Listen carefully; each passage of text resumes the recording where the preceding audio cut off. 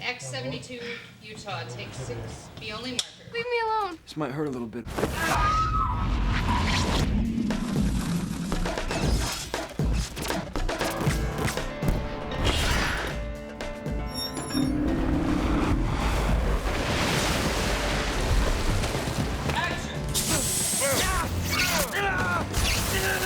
Action!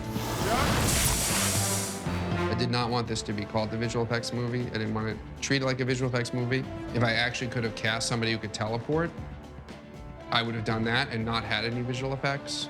But the next best thing was to try to figure out how to keep this grounded and how to shoot it as though I found somebody who could teleport. And so we're not showing off the jumps. We're, being very matter-of-fact about it.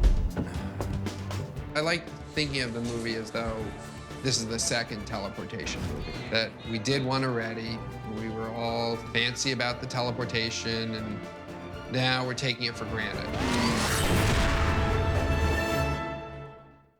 So you're not immediately going to your arm as much as like...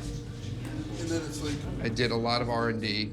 It was pretty intimidating in the beginning, just starting with the video camera. Somebody in this office, sitting in a chair. How do we make them teleport out of this chair? What's that gonna look like? Okay, roll the camera, sit in the chair. Okay, keep the camera rolling, get out of the chair. Cut those two pieces together. They're in the chair, they're not in the chair.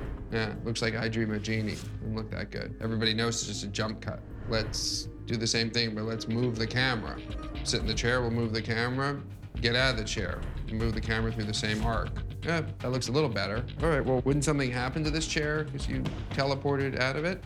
Wouldn't your teleportation have an impact? There's a vacuum created, and maybe my clothing would ruffle right before I jumped. All right, let's add a little air. So we'll move the camera, add a little blast of air.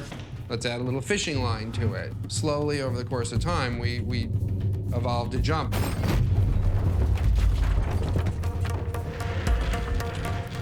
Just teleport.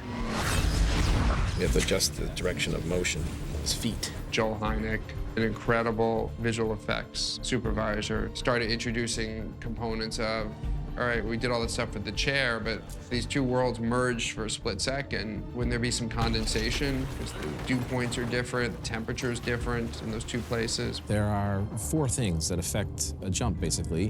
One is the jumper's skill level. One is his intent. The other is his emotional state. And the 4th is the difficulty.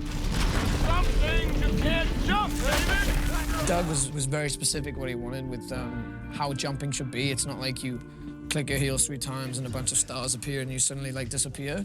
He says it's violent and has all these very physical effects. What Doug has brought to that and what he's turned jumping into is something very real. There's almost 400 visual effect shots in this movie right now, and by the time we're done with it, I'm sure it'll be, many more than that. Doug's approach to how he was going to film the actual jump itself sometimes involved having multiple versions of the same character. So sometimes I'd go to set and there'd be 2 or 3 other people dressed exactly like me, which was a bit weird at first. Bring it down, Griffins. Yeah, boop, boop, boop, boop. Bring it down, Griffins. Boop, boop, boop, boop. And in some of the scenes, some of the characters jump 10 times, more than 10 times, 15 times. And every time a jump is made, of course, everything has to stop. Freeze. Go back right in front of her. And unfreeze. We have to do player shots. We have to do stuff with the green screen. With the whole jumping fight scenario, it all has to happen in the one shot. We're using 5 Griffins and maybe 3 Davids. They're all doing the same thing, but all in different places around the set.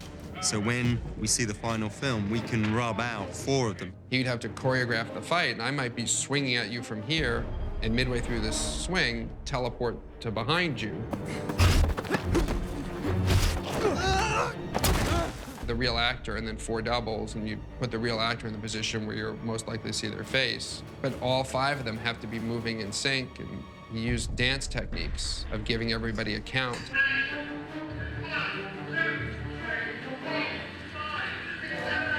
You'd watch 4 or 5 actors all having to do the same fight at the same time. What they do is they put all these black dots so they look as though they've got measles or some horrible disease. It's tracking markers, so afterwards CG can take that face and put Jamie's face on it.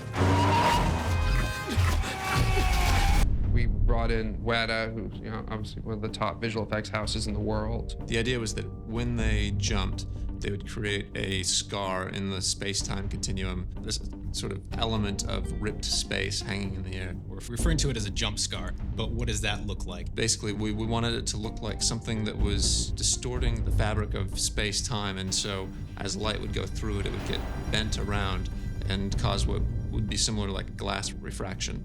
But we didn't want it to look exactly like glass. So we softened the edges and added more distortion and tried to break the shape up in a soft and kind of organic way.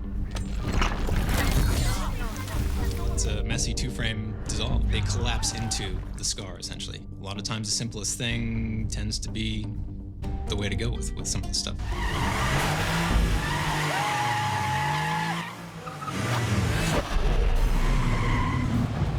There's 3 cars that Simon Crane will choreograph so that they're doing the same move at the same time, and you can paint one out or the other one out and make the car actually look like it teleported from one spot to the other. We'll have, one car at one part of the block driving along, and then the camera will whip pan to another car further down the block. In between was our jump. Might want to hold on, son.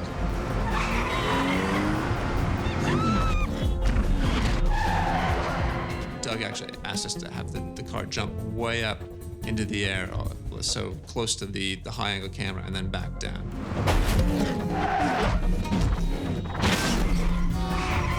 It was largely just helicopter plate photography of a busy street in Tokyo that we put a computer graphics car into.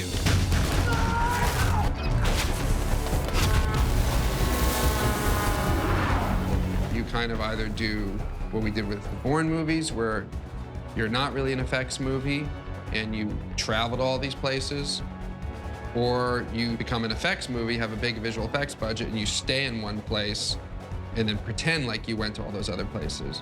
And what I wanted to do with Jumper was merge those two things and be a visual effects movie that traveled. But it all was with an eye towards, how do we just make it look real and not at all like an effect? And can I possibly get through this whole movie without you ever feeling like you saw a visual effect? What, to the wall?